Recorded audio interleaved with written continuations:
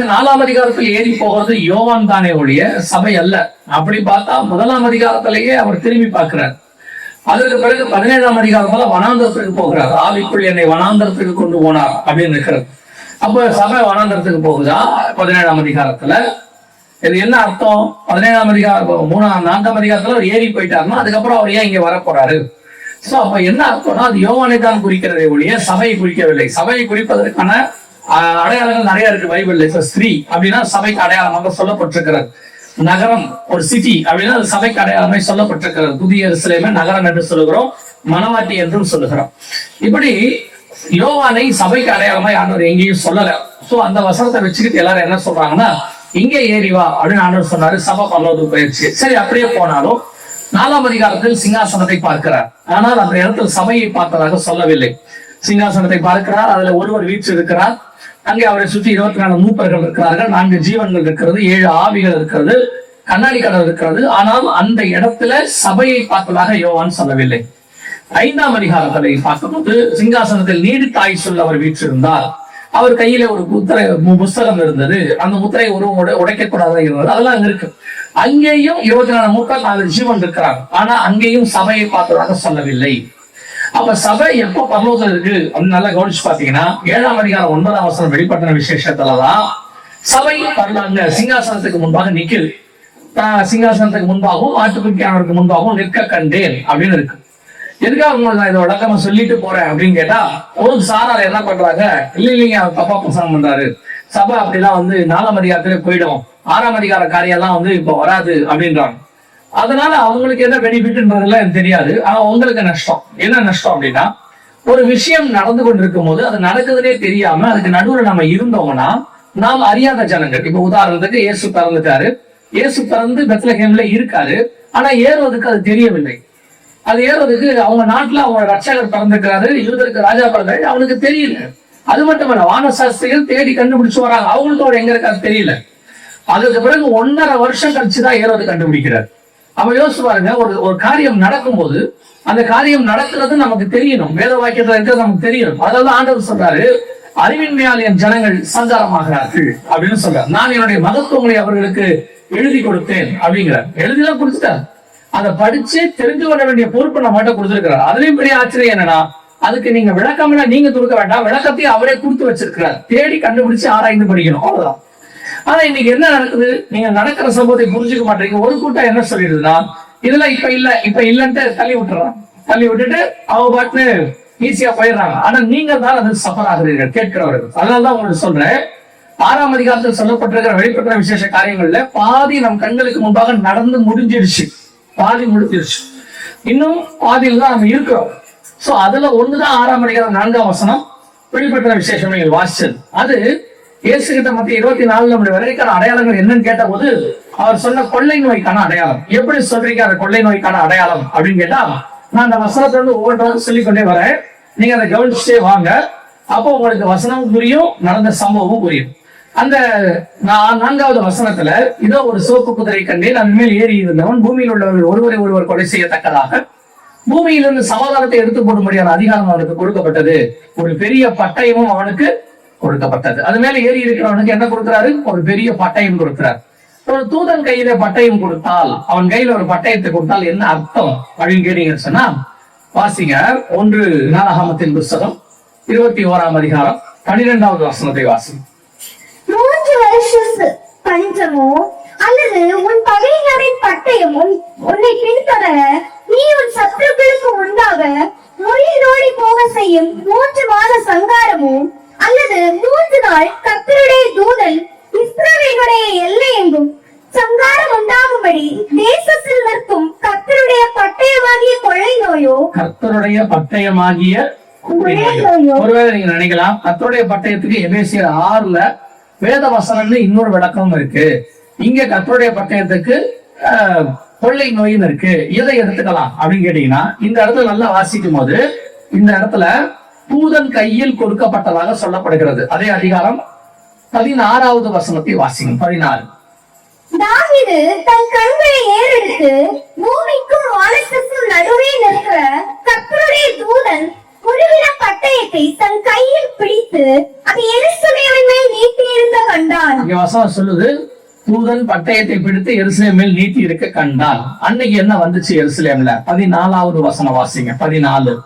ஆகையால் கர்த்தர் இஸ்ரவேலிலே கொள்ளை நோயை வரப்பண்ணினார். அதனால் இஸ்ரவேலில் 70,000 பேர் மடிந்தார்கள். அப்படின்னா ஒரு தூதன் கையில பட்டயத்தை கொடுத்தால் அவன் அதை எந்த பட்டணத்துக்கு நேரம் நீட்டானோ அந்த பட்டணத்தில் கொள்ளை நோய் வரும் என்று சொல்லி அர்த்தம். அப்ப அவன் கையில் பட்டயத்தை கொடுக்கிறதுக்கு என்ன அர்த்தம்னா கொள்ளை நோய் அப்படின்னு அர்த்தம். இப்போ சிவப்பு குதிரை குத்து பார்க்கிறோம், அது ஒரு கொள்ளை நோய் என்று சொல்லி நாம் பார்க்கிறோம். அது குடித்திருந்தவன் ஒரு பெரிய பட்டயத்தை எடுத்திருந்தான். அடுத்து இந்த கொள்ளை நோய் எப்படி வரும் அப்படின்னு பாத்தீங்கன்னா பூமி முழுக்க வரும் என்று சொல்லி வாசிக்கிறோம்.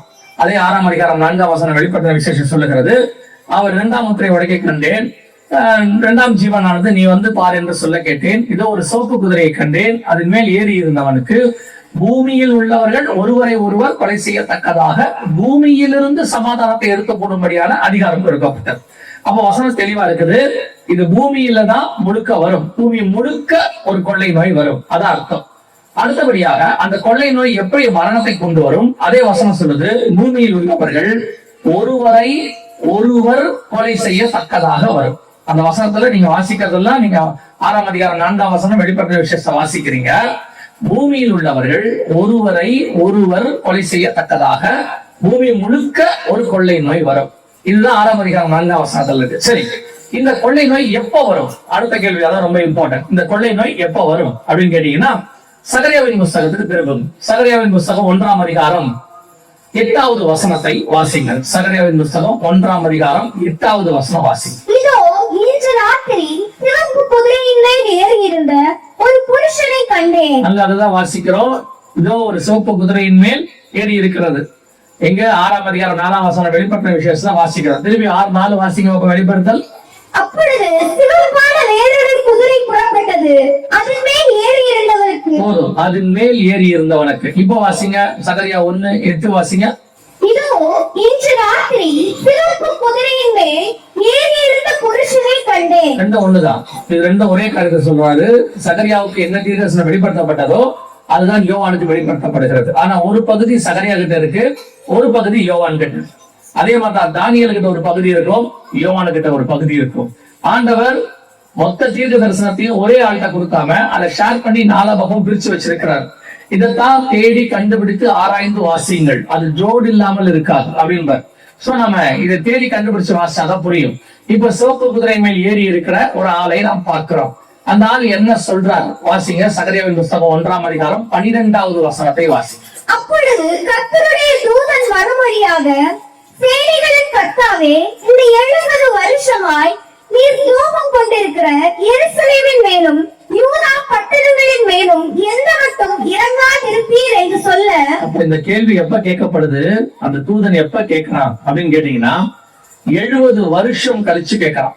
இந்த 70 வருஷமாய் யூதா பட்டணங்கள் மேலும் எருசலேமின் மேலும் எந்த மட்டும் நீர் கோபமாய் இருப்பீர் அப்படின்னு. உங்களுக்கு தெரியும் நினைக்கிறேன், இஸ்ரவேல் ஜனங்கள் மீண்டும் வந்தது, விடுதலையானது எப்பன்னு கேட்டீங்கன்னா 1948 மே மாசம் 14ஆம் தேதி அவர்கள் விடுதலையானார். அதாவது தனி நாடு பிரகடனப்படுத்தப்பட்டது. அப்படி பிரகடனப்படுத்தப்பட்டு சரியா 70 வருஷம் அப்படின்னு நீங்க கணக்கு போட்டீங்கன்னா 2018 கரெக்டா பாத்தீங்கன்னா 2018. இப்ப இந்த கேள்வி ஒரு உங்களுக்கு புரிதலுக்காக சொல்றேன். இந்த கேள்வி என்ன கேட்கப்படுகிறது? 2018 இந்த கேள்வி கேட்கப்படுகிறது, முடியும் போது கேட்கப்படுகிறது, சேனைகளின் கர்த்தாவே இந்த 70 வருஷமாய் எருசலேமின் மேல் அப்படின்னா என்ன அர்த்தம்? ஏன் அந்த கேள்வி 70 வருஷம் கழிச்சு கேட்கப்படுதுன்னா 1948 இஸ்ரவேல் வந்துடுச்சு, 1967 எருசலேம் பட்டணம் வந்துடுச்சு. ஆனால் இஸ்ரவேலுக்கு தலைநகராக எருசலேம் வந்தது 2018. அது வரைக்கும் இஸ்ரவேலுக்கு தலைநகராக எருசலேம் மாறல. எருசலேம் 2018 மாறுது. அப்பதான் அந்த வசனம் சொல்லப்படுது, இந்த 70 வருஷமாய் எருசலேமின் மேலும். ஏன்னா எருசலேம் அவங்களுக்கு தலைநகரா மாறினாதான் அபிஷியலாக கேபிட்டல் சிட்டி. அப்ப சரியா 70 வருஷம் கழிச்சு உங்க புரிதலுக்காக சொல்ற 2018 முடிஞ்சு 2019 கேட்கப்படுதுன்னு வச்சுக்கோங்க உங்க புரிதலுக்காக. ஆனா அதுதான் உண்மையும் கூட. 70 வருஷமாய் சேனைகளின் கர்த்தாவே இந்த 70 வருஷமாய் எருசலேமின் மேலும் யூதா பட்டணங்கள் மேலும் எந்த மட்டும் நீர் கோபம் கொண்டிருப்பீர் அப்படின்னு கேட்கிறாங்க. இப்ப அதுக்கு மறுமொழியாக கர்த்தர் சொல்றது என்ன? 15வது வசனம் வாசிங்க. 1:15. நான் கொஞ்சம் போது அவர்கள் தங்கள் சேட்டை அதிகரிக்க சேடினபடியினால் சுகமாய் வாழ்கிற புறஜாதிகள் பேரில் நான் கடும் கோபம் கொண்டேன். இப்ப வசனம் சொல்லுது, பூமி முழுக்க புறஜாதியார் மேல கர்த்தருடைய கோபம் பற்றி எரிகிறது என்று சொல்லுகிறது. 70 வருஷம் முடிஞ்ச பிறகு இப்ப இந்த சிவப்பு குதிரை செய்யறது என்ன பண்ணுது அப்படின்னு கேட்டாங்க. அதே சகரியாவின் புஸ்தகம் 6ஆம் அதிகாரம் 7வது வசனம் வாசி. சகரியா 6:7 வாசி. சிவப்பு குதிரைகளோ வென்றால் புறப்பட்டு போய் பூமியிலே சுற்றி திரியும்படி கேட்டுக்கொண்டன. அதற்கு அவர் போய் பூமியில் சுற்றி திரியுங்கள் என்றார். அப்படியே பூமியிலே சுற்றி திரிந்தன. இதுதான் அங்க வாசிக்கிற வெளிப்படுத்தல் 6:4 பூமியில் உள்ளவர்கள் ஒருவரை ஒருவர் கொலை செய்யத்தக்கதாக. இப்ப இந்த சிவப்பு குதிரை 70 வருஷம் கழிச்சு 1948 இருந்து 70 வருஷம் 2018 கழிச்சு 2019 இந்த சிவப்பு குதிரை பூமி முழுக்க சுத்தி திரிய புறப்படணும். புறப்படுறது மட்டுமல்ல, இது போய் ஒரு மரணத்தை கொண்டு வரும். உலகம் முழுக்க எப்படி மரணத்தை கொண்டு வரும்? ஒரு கொள்ளை நோயாக மரணத்தை கொண்டு வரும், ஒரு வியாதி வழியாக. அந்த வியாதி எப்படி வரும்? ஒருவரை ஒருவர் கொலை செய்யத்தக்கதாக வரும். இப்ப நீங்க ஒரு காரியத்தை மறந்திருக்க மாட்டீங்கன்னு நான் நினைக்கிறேன். 2019 அப்படியே இந்த தீர்க்கதரிசனம் நிறைவேறுதலாக கோவிட் என்று சொல்லக்கூடிய கொரோனா வந்தது. உலகம் முழுக்க பூமி அனைத்துக்கும் வந்துச்சு. ஏறக்குறைய 185 நாடுகளுக்கு மேல வந்தது. அது எல்லா நாடுகளிலும் மரணத்தை கொண்டு வந்து. ஆனா அது எப்படி பரவுச்சு, எப்படி மரணத்தை கொண்டு வந்துச்சு அப்படின்னு பாத்தீங்கன்னா, ஒருவரை ஒருவர் கொலை செய்யத்தக்கதா. நீங்க அந்த வார்த்தையை மறந்திருக்க மாட்டீங்க. குவாரண்டைன் அல்லது தனித்திரு, விழித்திரு, விலகிரு இதெல்லாம் சொன்னாங்க. ஏன் அப்படி எல்லாரையும் தனித்திருக்க சொன்னாங்க? அப்படி விலகி இருங்கன்னு ஏன் சொன்னாங்க? பொதுவா வியாதி வரும்போது சொல்லுவாங்க, சில ஜுரம்லாம் கோல்டு எல்லாம் பிடிச்சா அவங்களை விட்டு கொஞ்சம் தனியா இருங்க, உங்களுக்கு பரவும் வைரல் ஃபீவர் அப்படிம்பாங்க. ஆனால் அத்தனை பேரும் உலகம் முழுக்க தனியா இருங்க, ஒவ்வொருத்தரும் தனியா இருங்க. அது மட்டுமல்ல, மரணம் வர்றது அப்படி ஒரு நடந்துச்சான்னா இதான் ஃபர்ஸ்ட் டைம் இஸ்ரவேல் ஜனங்கள் வந்த பிறகு. ஏன்னா இஸ்ரவேல் ஜனங்கள் தான் மையம், உலகத்தினுடைய கடைசி காலம். அவன் வந்தானா உலகத்தினுடைய கடைசி காலம் அர்த்தம். ஓசியா 3:4-5 சொல்லுது, கடைசி நாட்களில் இஸ்ரவேல் புத்திரர் திரும்பி வருவார்கள். சோ அவன் வரானா அது கடைசி காலம். அவங்க வந்து சரியா 70 வருஷம் கழிச்சு பூமியில் உள்ளவர்கள் ஒருவரை ஒருவர் கொலை செய்யத்தக்கதாக சைனால ஊகான் மாநிலத்துல ஒரு கொள்ளை நோய் ஆரம்பிச்சதுன்னு சொன்னாங்க. அது உலகம் முழுக்க வந்துச்சு. அத்தனை நாட்டுக்கும் எப்படி பரவுச்சுன்னா, ஒரு மனுஷன் வழியாக இன்னொரு மனுஷனுக்கு. முதல் அலை ஒருத்தர் வழியா ஒருத்தருக்கு, 2வது அலை ஒருத்தர் வழியா 4 பேருக்கோ 8 பேருக்கோ பரவுச்சு, 3வது அலை ஒருத்தர் மூலமா 32 பேருக்கு. இப்படி அது அப்படியே மனுஷ வழியா தான் பரவுச்சு. உலகம் முழுக்க பெரும் மனுஷ வழியா. அதுதான் பைபிள் சொல்லுது, 1900 வருஷத்துக்கு முன்னாடி பூமியில் உள்ளவர்கள் ஒருவரை ஒருவர் கொலை செய்யத்தக்கதாக அப்படின்னு. அப்ப இவ்வளவு துல்லியமான தீர்க்க தரிசனம் நமக்கு உண்டு. ஆண்டவர் இதை மகத்துவமாய் எழுதி வச்சிருக்கிறார். சகரியாவின் புஸ்தகத்தில் கொடுத்து வச்சிருக்கிறாரு. எழுதின வெளிப்படுத்தின விசேஷத்தில் கொடுத்து வச்சிருக்கிறாரு. கடைசி காலத்தில் நடக்க வேண்டிய சம்பவங்களாக ஆண்டவர் சொல்லி வச்சிருக்கிறார். இத்தனை துல்லியமான ஒரு தீர்க்க தரிசனம் உரைக்கப்பட்டு அது நம் கண்களுக்கு முன்பாக நிறைவேறுகிறது. இதை அப்படியே எடுத்து ஒரு ஷார்ட் ஃபார்மா, உங்களுக்கு தெரியும் நினைக்கிறேன், எந்த ஒரு விஷயத்தையும் டாபிக்கா நீங்க எழுதுவீங்க. எக்ஸாம் எழுதுறவங்களா இருக்கட்டும், அல்லது ஒரு எதையாவது கட்டுரை ஏதாவது எழுதுறவங்களா இருக்கட்டும், எழுதும்போது என்ன பண்ணுவீங்கன்னா, ஒரு பேராகிராஃபுக்கு மேல அந்த பேராகிராஃப்ல எதை பத்தி எழுத போறீங்க அப்படின்னு ஒரு சின்ன ஒரு ஹிண்ட் ஒன்று கொடுப்பீங்க. சில லெட்டர்ஸ் எழுதும்போது சப்ஜெக்ட் அப்படின்னு போடுவாங்க. அந்த மாதிரி இந்த 7 பாயிண்டும் மிக முக்கியமான 7 பாயிண்டா ஆண்டவர் கொடுக்கிறார். கொடுத்தது மட்டுமல்ல, அந்த 7க்கான விளக்கத்தை பின்னாடி கொடுத்து வச்சிருக்கிறார். இப்போ நம்ம கண்ணுக்கு முன்னாடி ஆண்டவர் சொன்னபடியே இந்த கொள்ளை நோய், சிவப்பு குதிரை ஒருவரை ஒருவர் கொலை செய்யத்தக்கதாக பூமியிலிருந்து சமாதானத்தை எடுத்து போடும்படி, அது அடுத்த முக்கியம். போய் கேட்டு பாருங்க, கொரோனால விழுந்த நாடுகள் தான் இன்னும் எழுந்திருக்கவே இல்லை. பல நாடுகள் கொரோனா மிகப்பெரியதான பொருளாதார வீழ்ச்சி, மிகப்பெரிய மரணம், மிகப்பெரியதான மாற்றத்தை கொண்டு வந்தது. டிஜிட்டலி பெரிய மாற்றம் வந்தது, எக்கனாமிக்கலி பொருளாதாரத்தில் பெரிய மாற்றம் வந்தது. அதே நேரத்தில் மக்களுடைய உடம்புல பெரிய மாற்றம் வந்தது. அந்த ஊசியின் வழியாக இப்படி பெரிய பெரிய மாற்றங்கள் எல்லாம் நடந்துச்சு. பூமியிலிருந்து சமாதானத்தை எடுத்து போடும்படியான காரியம் நடைபெற்றது. ஆண்டவர் சொன்னபடியே 6ஆம் அதிகாரம் 4ஆம் வசனம் வெளிப்பட்ட விசேஷம் நம் கண்களுக்கு முன்பாக 100% நிறைவேறியது.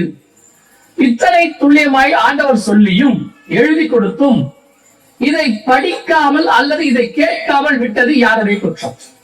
நீங்க 6ஆம் அதிகாரம் அப்புறம் தான் நடக்கும்னு சொன்னதுனால 4ஆம் அதிகாரத்தோடு கூட உங்க மைண்ட் செட் எல்லாம் சபை தியானிக்கிறதோட நின்றுச்சு. பெரும்பான்மையான பைபிள் காலேஜ் ஏதோ போய் கேட்டா 3ஆம் அதிகாரம் வரைக்கும் தான் எடுக்கிறோன்றாங்க. ஏன்னு கேட்டா அது வருகையோட முடிஞ்சிருது, அதுக்கு பின்னாடி உள்ளதை அவங்களே தியானிச்சுட்டோங்கிறாங்க. ஆனால் வருகை 7ஆம் அதிகாரத்துல தான் இருக்கு. 6ஆம் அதிகாரத்தில் உள்ள காரியங்கள் நடக்குது. இத படிக்காததுனால, அது வாசிக்காததுனால, தியானிக்காததுனால இவ்வளவு பெரிய சம்பவம் நடக்குது. இதுக்கு முன்பதாகவே கர்த்தர் எழுதி வச்சிருக்கிறாரு.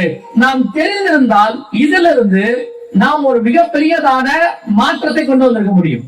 என்ன கொண்டு வர முடியும்? இப்போ நினிவேக்கு அழிவு வருதுன்னு முன்னாடியே தெரியுது.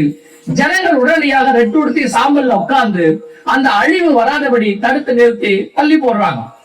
இப்ப எகிப்துல ஒரு அழிவு வருது. அந்த அழிவு வரது தெரிஞ்ச உடனே அதுல தப்பிக்கிற வழி என்ன? ஆட்டுக்குட்டி ரத்தத்தை நிலைக்கால்கள்ல பூசி வீட்டுக்குள்ளேயே தங்கி அவங்க தப்பிக்கிறாங்க. அதே மாதிரிதான் ஒரு அழிவு வரப்போது அல்லது ஒரு கொள்ளையை வரப்போகுதுங்கிறத முன்னாடியே ஆண்டவர் சொல்லி இருக்கிறார். இந்த காரியத்தை சொல்லியும் நீங்கள் நானும் கேட்டிருந்தால் அல்லது படித்து புரிந்திருந்தால் நாம் மிக துல்லியமாய் ஆயத்தப்பட்டிருப்போம். அதனாலதான் அந்த காரியத்தெல்லாம் சொல்லும் பொழுது ஆண்டவர் மிக தெளிவாக ஆவியானவர் சபைகளுக்கு சொல்லுகிறதை காதுள்ளவன் கேட்க கடவன் சொன்னார். ஆனால் இன்னைக்கு ஆவியானவர் சபைகள்ல பேசுறதே குறைஞ்சிருச்சு. ஆவியானவர் பேசுறாதானே இதெல்லாம் சொல்லுவாரு. இப்போ ஒரு அழிவு வரப்போது, அழிவுனே விட்டுங்க, எந்த ஒரு காரியமும் நடக்க போது அதை முன்பதாகவே தம்முடைய ஊழியர்களுக்கு தீர்க்கதரிசிகளுக்கு வெளிப்படுத்துவேன்னு கர்த்தர் சொல்றார். இந்த காலத்துல இருந்து இல்ல, ஏனோக்கு காலத்துல இருந்து அவரே பூமியை நியாயத்திற்க கர்த்தர் வருகிறார் என்று முன்னறிவித்தாங்க இருக்கு. அதுக்கப்புறம் நோவா பிரசங்கித்து இருக்கிறார். அதுக்கப்புறம் ஆபிரகாமுக்கு சோதோமுடைய அழிவை பத்தி சொல்லப்படுகிறது. என் தாசராகி ஆபிரகாமுக்கு மறைப்பேனோ ஆண்டவர் சொல்றார். அதற்கு பிறகு நீங்க எல்லா பரிசுத்தவான்களையும் எடுங்க, எத்தனை தீர்க்கதரிசிகளை எடுங்க, எல்லாருக்கும் கர்த்தர் முன்பதாகவே சொல்றார் இப்படி நடக்கும், இப்படி நடக்க போது, நினிவேவின் பாரம், தீருவின் பாரம் ஆண்டவர் சொல்றார் ஒவ்வொன்றுக்கும். ஆனா நம்ம காலத்துல ஏன் சொல்லல? நம்ம காலத்துல ஏன் அது தெரியல அப்படின்னா, உங்க கையில அவர் எழுதி கொடுத்த வேதம் இருக்கு, அது கையில இருக்கு. அதை எழுதுற பரிசுத்த ஆவியானவர் உங்களுக்குள்ள இருக்கிறார். ஆனா பைபிளும் இருக்கு, எழுதுறவரும் இருக்கிறாரு, ஆனா உங்களுக்கு தெரியல. அப்ப யாருடைய மிஸ்டேக்? அது எப்படி ஆண்டவரை போய் நம்ம குறை சொல்ல முடியும்? ஆவியானவர் சபையில பேசுறதுக்கு இடம் கொடுத்தாதானே ஆவியானவர்கிட்ட பேச முடியும். இப்ப கடைசி காலத்துல பெரும்பான்மையான சபைகள்ல ஆவியானவருக்கே இடம் இல்ல. ஆவியானவருக்கே அவரே 10 நிமிஷம் எக்ஸ்ட்ரா பேசணும்னா ஆவியானவருக்கு பேச டைம் இல்ல. 20 நிமிஷம் தான் டைம் இருக்கு, 25 நிமிஷம் தான் டைம் இருக்கு. ஆண்டவருக்கே அவ்வளவுதான் டைம் கொடுக்குறான், அதுக்கு மேல இல்ல.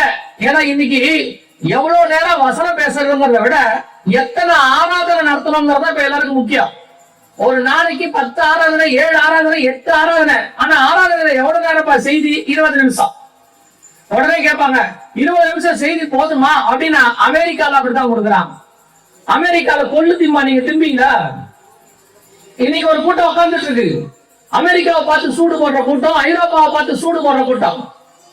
அவங்ககிட்ட என்ன இருக்கு இல்லைங்கிறது முக்கியம் இல்ல, உங்ககிட்ட வசனம் இருக்கு, அதான் முக்கியம். ஆவியானவர் பேசுவதற்கு சபையில இடம் இல்லை. இன்னைக்கு பேசுறாதானே வரப்போற காரியங்களை குறித்து உனக்கு அறிவிப்பார்.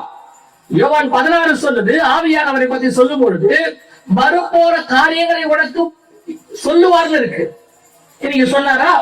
இவ்வளவு பெரிய விஷயம் நடக்குது, குறைஞ்சபட்சம் 2 கோடி பேர் செத்து இருக்கிறாங்கன்னு உலக சுகாதார மையம் அறிவிச்சிருக்கு. உலகம் முழுக்க ஒரு 1,80,000 பேர், 1,80,000 பேர் இருக்கிற நினிவே பட்டணத்துடைய அழிவுக்கு கர்த்தர் பரிதவிச்சாங்க இருக்கு. ஐயோ இவ்வளவு பேர் இடது கைக்கும் வலது கைக்கும் வித்தியாசம் ஜனங்க இருக்கிறாங்களப்பான்னு கேட்டார். ஆனா இங்க 2 கோடி பேர் செத்து போயிருக்கான். இதை எப்படி கர்த்தர் சொல்லாமல் இருப்பார்? எப்படி எழுதி கொடுக்காமல் இருப்பார்? உலகத்துக்கு தெரியாவிட்டால் நியாயம். ஏன்னா அவங்க கையில வேதம் இல்ல, கையில வேலை வச்சிருக்கிறீங்கல்ல, வார வாரம் செய்தி கேட்கறீங்கல்ல, அப்போ அதுக்கு முந்தின வாரமா சொல்லி இருக்கணுமே. உங்களுக்கெல்லாம் ஒரு பெரிய வெளிப்பாடு இருக்கு. அது என்ன வெளிப்பாடுனா, டிசம்பர் மாசம் 31ஆம் தேதி நைட்டு தான் ஆண்டவர் தீர்க்கதரிசனம் பேசுவார். மிச்சம் 364 நாள் ஒரு ஊமையாகிடுவாரு. 31ஆம் தேதி நைட்டு, ஜனவரி மாசம் 1ஆம் தேதி காலையில தீர்க்கதரிசனம் பேசுவார். அதுவும் பொதுவா மொத்தத்துக்கும் பேசி முடிச்சுவார். 12 மாசத்துக்கு தேவையானதை கொடுத்துருவார். எசேக்கியேலை கூப்பிட்டு 6ஆம் வருஷம் 6ஆம் மாசம் 5ஆம் தேதி பேசுவார். ஆனா இப்ப இருக்கிற எசேக்கியேலா இருந்தா 1ஆம் தேதியே பேசி முடிச்சிடுவார், நடுவுல பேச மாட்டார். நீங்களும் அப்படிதான் இருக்கீங்க, உங்க தீர்க்கதரிசிகளும் அப்படிதான் இருக்காங்க. திருப்பியும் சொல்றேன், மறந்துடுங்கள், பரலோக ராஜ்யம் சமீபமாய் இருக்கிறது. தீர்க்கதரிசிகளுக்கு பின்னால், தீர்க்க தரிசனங்களுக்கு பின்னால் போவீர்களானால் 2020 ஜனவரி மாசம் 1ஆம் தேதி கோவிட் வரும், கொரோனா வரும் உங்க தீர்க்க தரிசிகளை யாராவது சொன்னார்களா? 2 கோடி பேர் சாக போறான்னு முன்னறிவிச்சாங்களா? அந்த வருஷமா என்ன சொன்னாங்க? கர்த்தர் உன்னை ஆசீர்வதிப்பார், பதில் பெருக பண்ணுவார், அப்படி ஆக்குவார், இப்படி ஆக்குவார். 10 அடிச்சு விட்டாங்க, நீங்க கேட்டு உட்காந்துக்கிட்டு இருந்தீங்க. அதனுடைய விளைவு என்ன? கொஞ்சம் முன்னாடி லாக்டவுன் போடுவாங்கன்னு சொல்லிட்டு சுதாரிச்சிருக்கலாமா இல்லையா? உங்க தீர்க்கதரிசிகள் யாராவது அதை சொன்னார்களா? அதுதான் சொல்றேன், அப்படி சொல்லி இருந்தால் சோத்திரம். கவனிச்சு கொள்ளுங்க, ஆண்டவர் தம்முடைய மகத்தவனை எழுதி கொடுத்துட்டாரு. அதை கேட்டு படிச்சு ஆயத்தப்பட வேண்டியது உங்களுடைய வேலை. இன்னைக்கு அதை விட்டுட்டோம், 2 கோடி பேர் செத்து போயிட்டான். சரி, அதுக்கு பின்னாடி நம்முடையதான ஒரு இயலாமை இருக்கு. அது என்னன்னு உங்களுக்கு சொல்றேன். சரி, எவ்வளவு பெரிய சம்பவம் நடந்துச்சு. நம்ம ஆண்டவர்கிட்ட இன்னொரு குணம் இருக்கு. என்னன்னு கேட்டீங்கன்னா, தீர்க்க தரிசனம் உரைப்பார். ஏசாயாவை கொண்டு சொல்லுவார், இதோ ஒரு கன்னிகை கர்ப்பவதியாகி குமாரனை பெறுவாள் சொல்லுவார். ஆனா அந்த தீர்க்க தரிசனம் நடக்கும் பொழுது நடக்குதுன்றதையும் வச்சு சொல்லுவார். தூதன் வந்து சொல்லுவான், இதோ தாவீதின் ஊரிலே ரட்சகர் பிறந்திருக்கிறார். அங்க சொன்ன அந்த தீர்க்கதரிசனம் இங்க நிறைவேறுதுன்னு சொல்லுவான். ஏசாயாவுக்கு தீர்க்கதரிசனம் உரைப்பார், இதோ அடிக்கப்படுகிற ஆட்டுக்குட்டியை போல அவர் கொண்டு போகப்படுவார்னு. இயேசு வரும்போது இதோ உலகத்தின் பாவத்தை சுமந்து இருக்கிற தேவாட்டுக்குட்டின்னு சொல்லுவார், கன்ஃபார்ம் பண்ணுவார். இது தேவனுடைய சுபாவம். தீர்க்கதரிசனம் சொல்லிட்டு விட்டுற மாட்டார். அது நிறைவேறும் போது யாராவது ஒருத்தரை வச்சு சொல்லுவார்.